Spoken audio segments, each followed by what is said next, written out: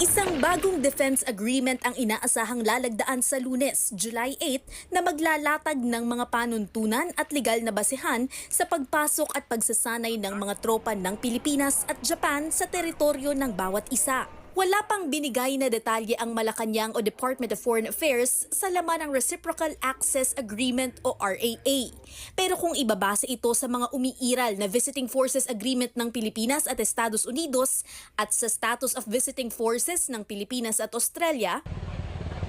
kabilang dito ang mga protokol sa pagde-deploy ng mga tauhan, mga sasakyan, kagamitan at armas ng Pilipinas at Japan.